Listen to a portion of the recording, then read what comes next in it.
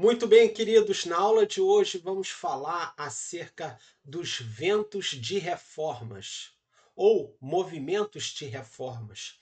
Vamos ver os pré-reformadores, os reformadores, o contexto político, econômico e social que a Igreja Católica Romana estava mergulhada na Idade Média, início da Idade Moderna, e como culminou os eventos espalhados em toda a Europa, praticamente em toda a Europa, de reformas protestantes. Fique conosco já, se inscreva no canal, compartilhe esse conteúdo e eu queria saber de você ao final desse vídeo o que você achou, o seu comentário é bastante importante. Então vamos lá, ventos de reformas. Como era então a igreja na Idade Média? A gente tem que entender o contexto que a igreja, a cristandade no Ocidente estava mergulhada. A Igreja Católica Romana, ela era o centro do poder espiritual na Idade Média. Ela era uma igreja que legitimava até mesmo o poder secular dos reis. Nós vamos ter o Papa Leão I coroando Carlos Magno no ano 800 como rei do Sacro Império Romano Germânico, e a partir daí o Papa iria legitimar os reis a imperadores, iria legitimar o poder secular com a bênção papal. Então esse era o contexto. A igreja ela dominava desde o campo, digamos assim, espiritual até o campo político. Tinha como prática a penitência. E deixa eu explicar para você o que é a penitência. O cristão, na concepção católica, a penitência é um ato que vai abrandar ou diminuir o tempo que esse cristão ficará no purgatório. O que é isso? O purgatório seria um estado intermediário ali para os salvos, para expurgar, segundo a doutrina católica, aqueles pecados que não foram confessados, aqueles pecados que não passaram pela penitência. Então, aqueles pecados que não são pecados mortais, mas pecados chamados de veniais, pecados menores, então esses pecados eles teriam que ser expurgados do cristão. E o cristão, para passar menos tempo expurgando, sendo tirado dele no purgatório esses pecados antes dele adentrar os céus, ele poderia abreviar esse tempo de pena no purgatório. O purgatório era destinado somente para os salvos. Era aquele que iria entrar no céu, mas todo mundo tem algum tipo de pecado. Então, para a doutrina católica, para diminuir o tempo no purgatório, a pessoa pagava uma penitência. O que é a penitência? Subir de joelhos a escadaria de uma igreja, fazer alguma obra, determinado número de orações, de alguma obra que o padre iria indicar no momento da confissão. A pessoa ia se confessar, ao final da confissão, o padre iria dar para aquela pessoa uma penitência. Olha, você vai orar tantos Pai Nosso, você vai orar tantos Ave Maria, você vai subir de joelhos a escada lá de Roma. E variava as penas de penitência para justamente no momento da morte daquela pessoa, abreviar o tempo de, de expurgar ali os pecados no purgatório, para a pessoa ter um acesso, digamos assim, melhor ao céu, para ela sofrer menos no purgatório e ir direto para o céu. Só que nem todos queriam pagar essas penas, essas penitências. Então, tinha a prática que substituía a penitência, que era a indulgência, um valor monetário que o cristão medieval dava, isso existe até hoje na Igreja Católica, um valor monetário que dava para substituir a obra de penitência. Não vai orar tantas vezes, mas dá uma moeda e ali o seu pecado está expurgado e pode diminuir o tempo de sofrimento no purgatório e ir direto para o céu. Um detalhe bastante interessante é que os cristãos da Idade Média eles eram cooptados e queriam ir, inclusive, para as cruzadas para ter a chamada indulgência plena. quem lutasse nas cruzadas pela causa da igreja, pela causa de Cristo, não iria nem para o purgatório, ia direto para o céu, teria os seus pecados totalmente expurgados. E muitos cristãos, com base nessa promessa, iam para as cruzadas para lutar em nome da igreja e tinham as suas penas ali, segundo a doutrina católica, as suas penas expurgadas e tinham acesso direto ao céu. Isso aí se fala acerca do cristão já salvo, aquele que já alcançou a sua salvação. Então, como é que se dava o processo de salvação? O cristão era batizado e o batismo marcava a entrada dele na comunidade de fé. Tanto da criança, que era sustentada até a idade da razão pela fé dos padrinhos, como pelo adulto que se convertia e descia as águas. Naquele momento ali, era marcado nele o novo nascimento, mas ele poderia pecar novamente depois de nascido de novo, depois de descido as águas. Então, o que ele fazia? Ele confessava o pecado. Ele tinha, então, dado pelo padre, após a confissão, a obra de penitência. E na obra de penitência, ele poderia substituir essa obra por um valor monetário que é a indulgência. Lembrando, e a gente vai falar mais à frente, que a doutrina da transubstanciação da ceia, na visão católica, o pão e o vinho se transformam literalmente no corpo e no sangue de Cristo. Então, para a pessoa ir à missa, ela ia à missa e presenciava, segundo a doutrina da transubstanciação, novamente Cristo sendo sacrificado no altar daquela igreja.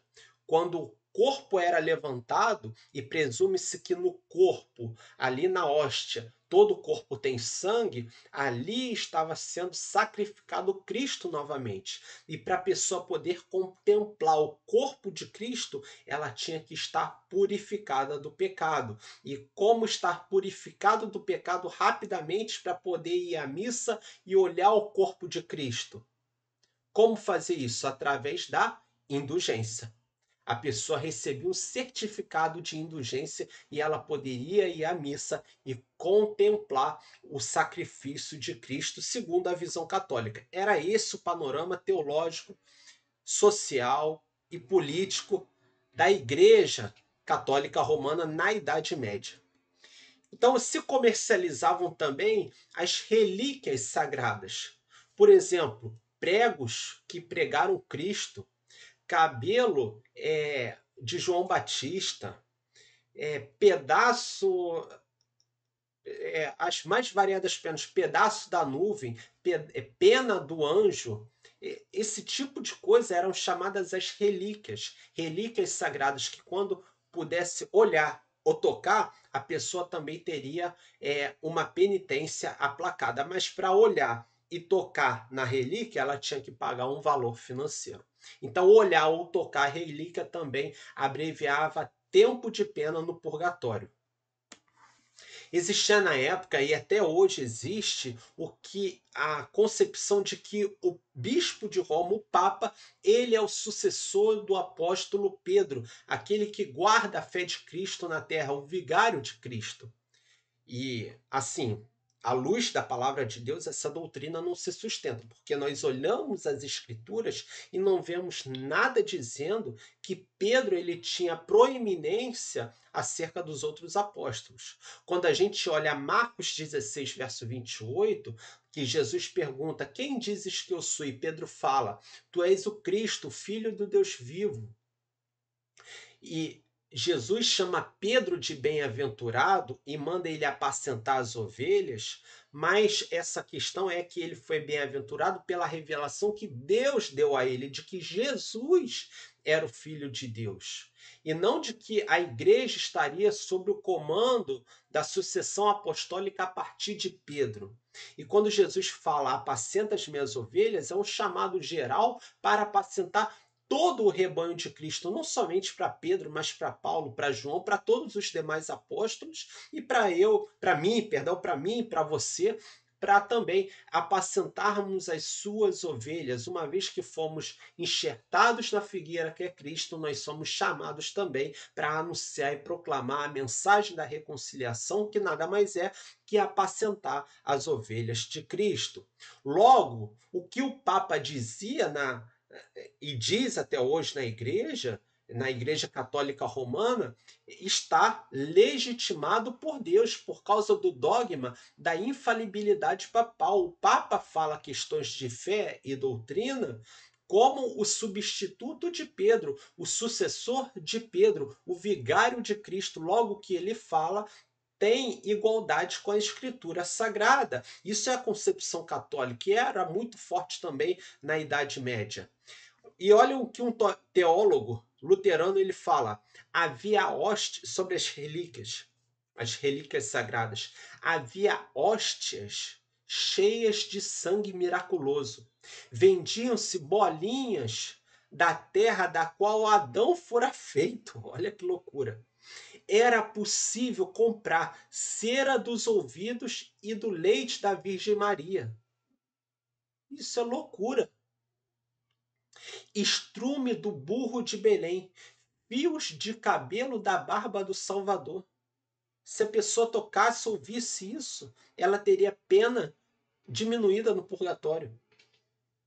Isso era considerado relíquia sagrada. A igreja estava mergulhada num sistema pagão de objetos consagrados. As missas eram em latim e não era no idioma do povo. O que era no idioma do povo era a dramatização, o teatro que ocorria ao término da missa, que retratava os horrores do inferno, o terror do inferno. E aí tem algumas imagens das obras da época, você pode conferir aí, que retratam esse horror do inferno, um demônio devorando pessoas, pessoas sendo queimadas e atormentadas por demônios. Isso era o medo teológico, o medo que a igreja propagava por meio das suas pregações, tanto em latim como o teatro ao término da missa do lado de fora. O cristão medieval ele vivia com medo, com terror da morte, porque se ele tivesse em dívida com Deus, ele poderia ir para o inferno e sofrer esse tipo de tormento. E agora vamos entrar, entendendo esse contexto, vamos entrar nos movimentos de pré-reforma. O primeiro que nós temos é um grande teólogo e professor da Universidade de Oxford, é John Wycliffe. Ele vive de 1320 a 1384 na Inglaterra. O Wycliffe ele traduz, junto com a ajuda dos seus seguidores, a Bíblia para o inglês, pois acreditava que o povo tinha o direito legítimo de ler a palavra de Deus em sua própria língua. Ele ensinava que a autoridade da Bíblia era superior à autoridade da igreja, à autoridade do Papa. Por isso que ele já é tido como um pré-reformador. Criticava abertamente os abusos do clero, como a venda de indulgências, a riqueza exagerada da igreja, o luxo da igreja, a pompa papal. Ele acreditava que Jesus é o verdadeiro cabeça da igreja e não o Papa. Foi condenado como herege após a sua morte e a igreja mandou exumar o seu corpo, queimar os seus ossos e jogar as cinzas em um rio em 1428. Depois de morto, ele foi declarado herege por causa das suas ideias reformistas. E suas ideias despertaram nos líderes posteriores o sentimento de consertar, de reformar a igreja. Outro nome da pré-reforma, dos movimentos de pré-reforma, agora na Boêmia, é Joe Hus. Ele vive de 1372 a 1415. Ele é um sacerdote, ele é um professor da Universidade de Praga e ele é influenciado pelas ideias de Wycliffe. Ele pregava em língua comum do povo, ensinando uma fé simples, centrada nas Escrituras. Ele denunciava a corrupção moral do clero, ele o luxo dos bispos, o sistema de indulgências. O Joe Hus, ele era uma voz que denunciava todo aquele luxo, toda aquela pompa do clero romano. Ele dizia que o sistema de indulgências era puro misticismo, não servia para abreviar tempo algum no purgatório.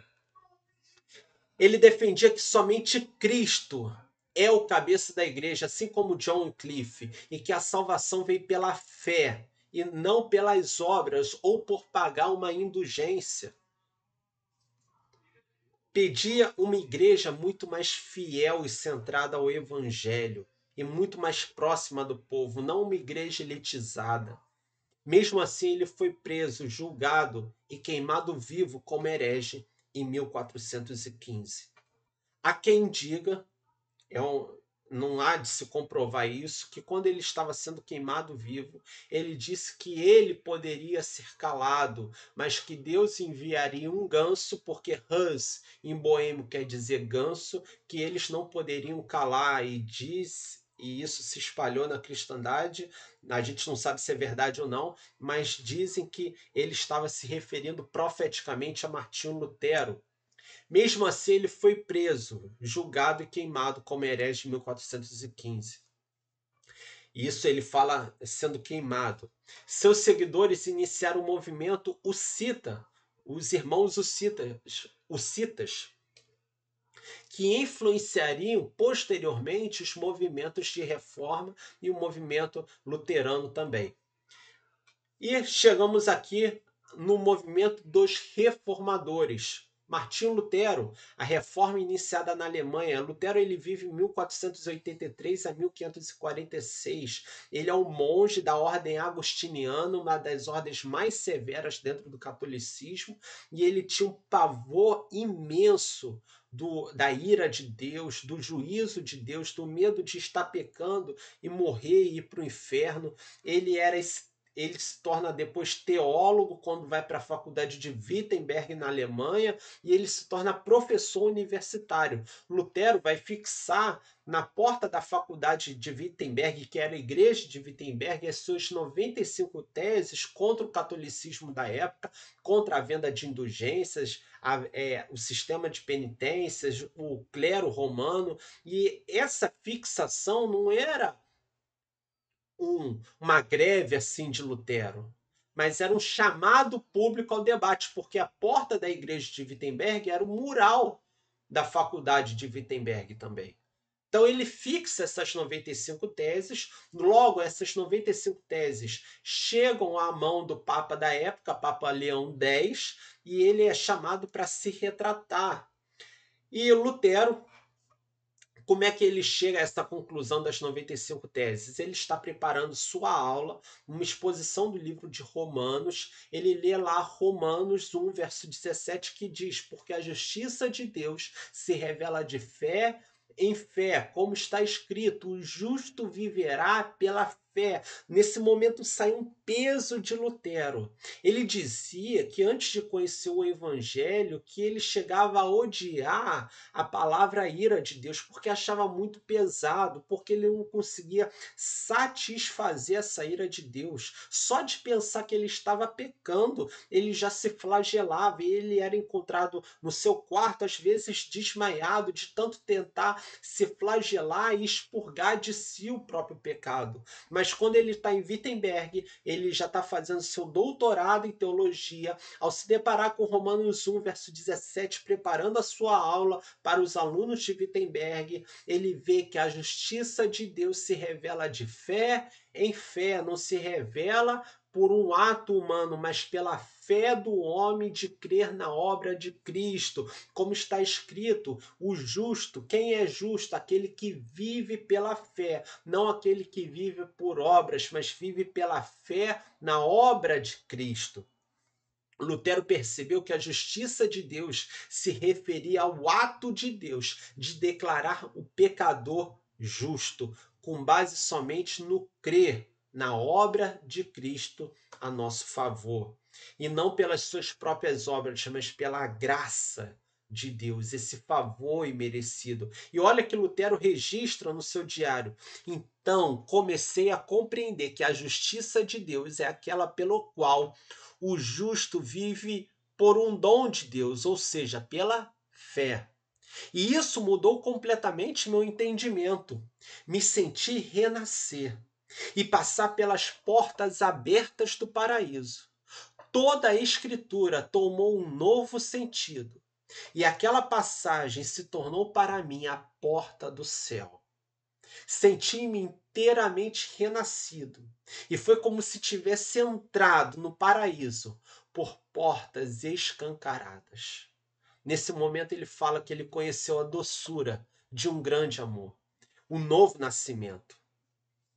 Outro nome da reforma é João Calvino, que vive de 1509 a 1564, que ele foi um teólogo reformador francês e ele vai se destacar por sua sistematização da teologia. Ele era versado, estudado, formado em direito francês e ele por causa dessa formação jurídica, ele vai sistematizar, o que é isso? Colocar numa obra sua, que são as Institutas da Religião Cristã, os tópicos da fé cristã por assunto.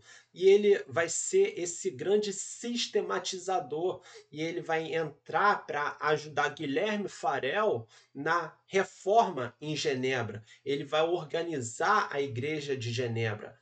É atualmente conhecido pelas doutrinas chamadas de calvinistas, só que esse termo é um termo posterior que surgiu depois da sua vida.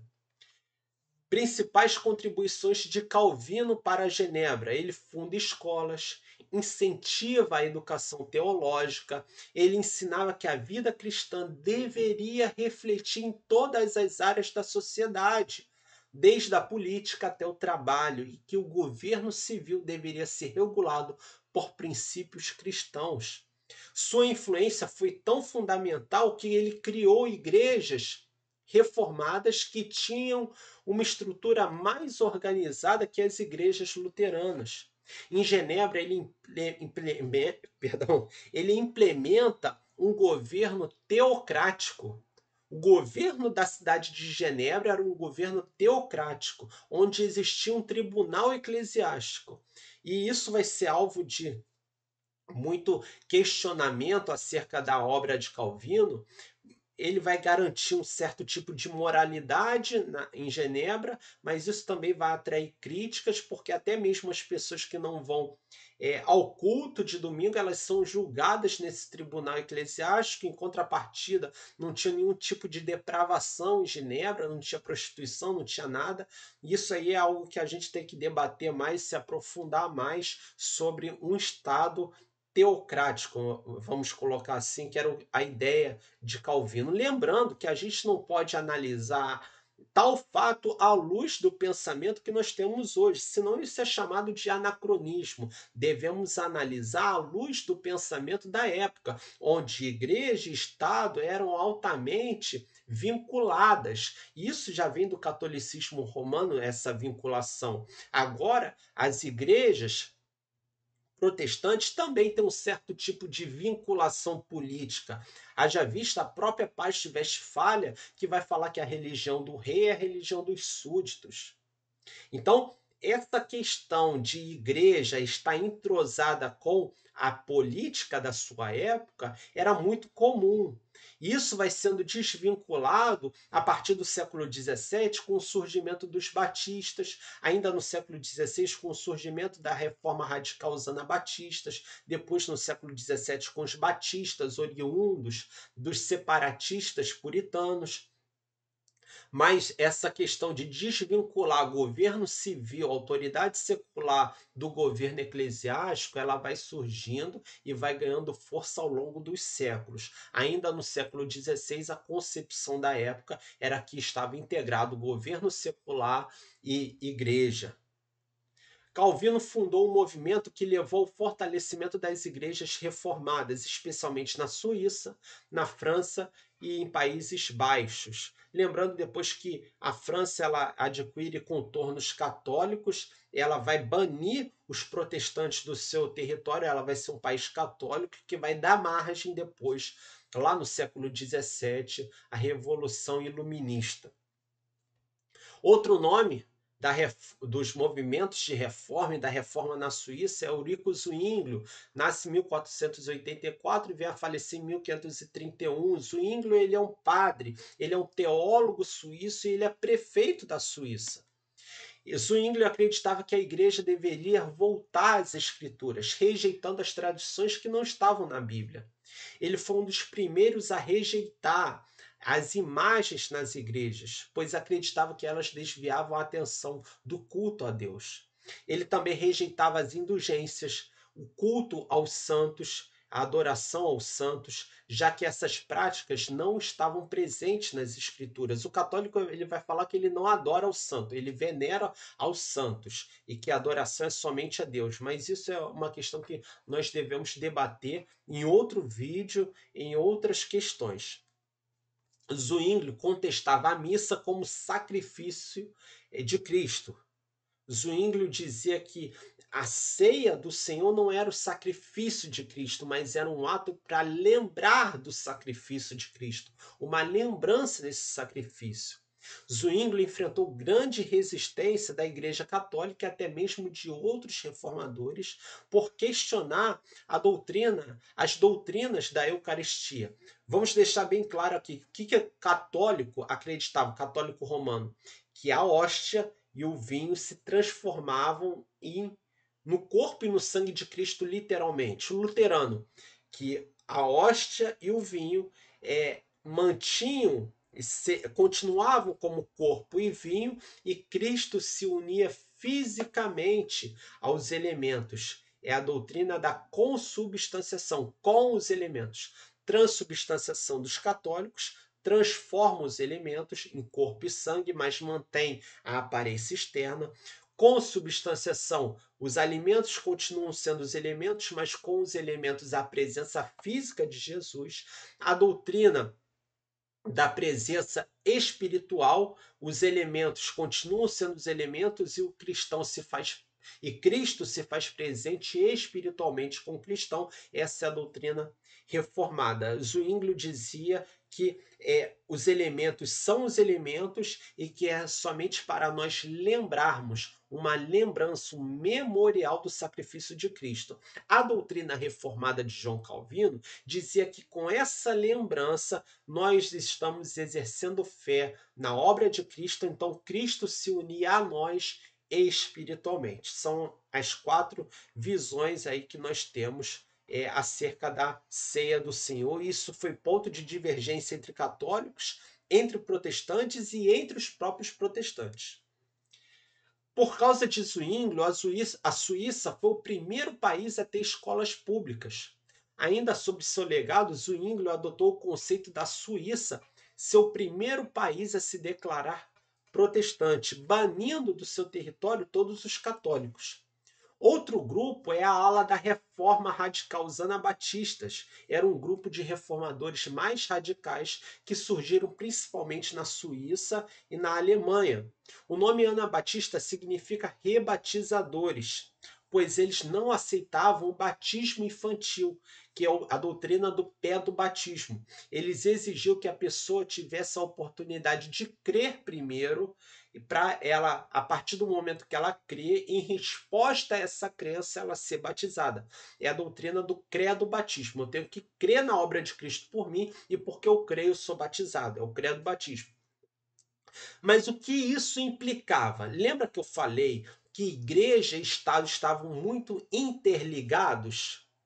Não se tinha, à época, um órgão do Estado que registrava os bebês, que dava o registro civil. Quem que registrava o bebê que nascia naquele território? A igreja. E registrava como? Através do batismo. Então, dizer que o batismo infantil não é válido não é só um ato contra a teologia das igrejas católicas ou protestantes, luteranas ou reformadas, mas é dizer que o Estado não tem legitimidade. Então, os anabatistas, em última instância, não estão se opondo apenas num ponto de vista teológico, mas eles estão se opondo a um ponto de vista civil, ao ponto de vista do governo da sua época, principalmente da Suíça e da Alemanha.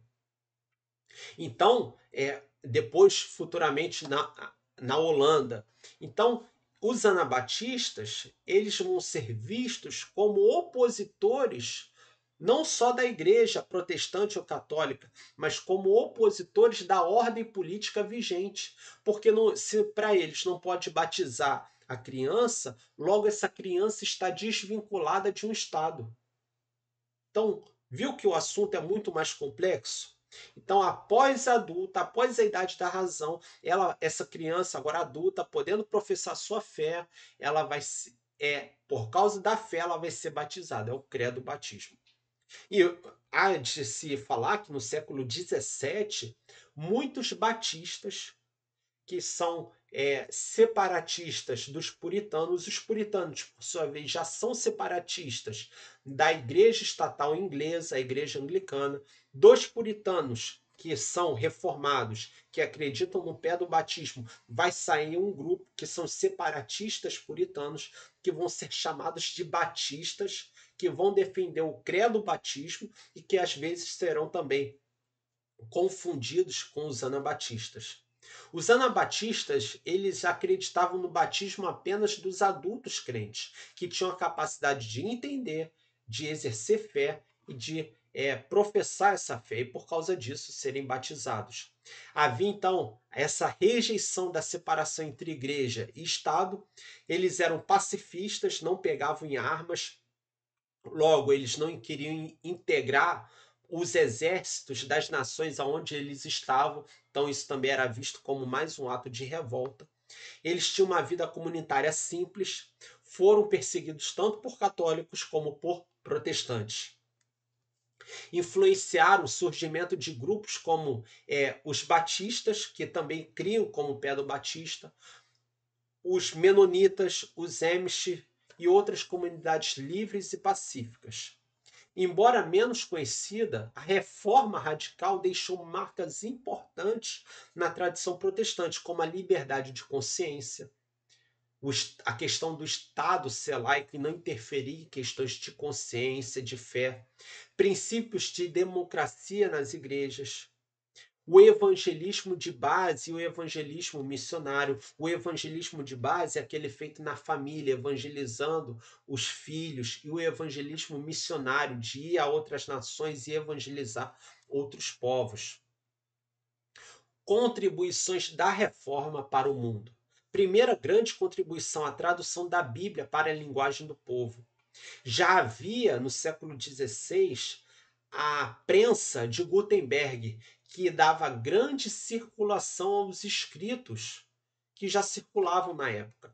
Agora não era só um processo manuscrito de copiar para outro papel aquilo que eu estou lendo, mas havia a prensa de Gutenberg que facilitava, era a gráfica da época, a divulgação dos escritos dos reformadores. Então a Bíblia é traduzida para o idioma do povo e ela foi disseminada graças a esse sistema que era a gráfica da época mesmo, a prensa de Gutenberg, que viralizou tanto a Bíblia no idioma natal como também os tratados, as confissões de fé dos reformadores e posteriores.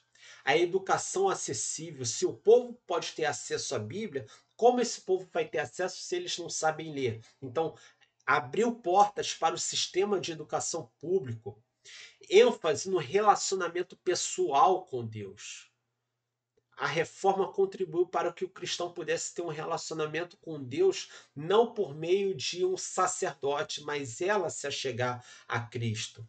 A valorização do trabalho como vocação, tão santo quanto o trabalho do clero é o trabalho secular. O sacerdócio não é somente do padre, mas o sacerdócio é de todos os santos. Não é o Papa, um homem. Isso ficou marcado nas contribuições dos movimentos de reforma pelo mundo que começaram lá no século XVI. Não é um Papa, um homem que é infalível, mas é a Escritura que é inerrante. Sem dúvida, Lutero, Calvino, Zwinglio, Menno Simons, Joe Hus, Joe Cliff, Savonarola, os pré-reformadores, os reformadores foram homens. Tiveram seus erros, seus exageros. Zwinglio mandou matar anabatistas. Calvino consentiu a morte de um anabatista. Calvino consentiu a morte de Miguel de Cervé, que era um médico à época. Isso mostra que não é um homem que é infalível, ou um papa que é infalível, mas é a Escritura que é inerrante.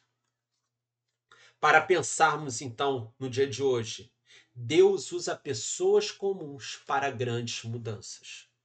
Homens comuns que foram levantados por Deus para promover grandes reformas. A nossa fé não está baseada na obra que eles fizeram, a nossa fé está baseada na obra de Cristo. João Calvino, Martinho Lutero não salvam ninguém. Muitas das vezes nos julgam a nós protestantes, mas nós não depositamos a nossa fé nele, como os irmãos católicos depositam sua crença na infalibilidade de um papa. Nós não dividimos a igreja. Protestantes não dividiram a igreja. A igreja, ao longo das épocas, sempre passou por divisões. Martinho Lutero não foi aquele que dividiu a igreja. No Concílio de Calcedônia, em 491, nós temos divisões. Se nós olharmos antes, as igrejas nicenas e não nicenas, as igrejas não nicenas em 325 continuaram a existir fora dos limites do Império Romano, entre os povos visigodos e godos. Então a igreja sempre passou por divisões. As igrejas que não aderiram às decisões conciliares ao longo da história dividiram. E vem culpar Lutero e os demais reformadores por divisões? A igreja sempre passou por divisões. A verdadeira reforma, ela começa no coração do homem. Precisamos conhecer a Bíblia e viver por ela hoje, apesar da cultura do mundo. Ser reformado é ser transformado diariamente por Cristo. Chegamos ao fim do nosso vídeo. Eu creio que possa ter instruído e muito a sua vida. Compartilhe esse conteúdo, deixe aqui o seu comentário, sempre com muito respeito, com muita clareza. E compartilhe entre os seus amigos, nos seus grupos, para que a nossa história, a história da Igreja de Cristo, ela seja cada vez mais divulgada, cada vez mais entendida, estudada, e que nós possamos crescer e amadurecer. Até uma próxima. Que Cristo reine no seu coração. Graça e paz, queridos.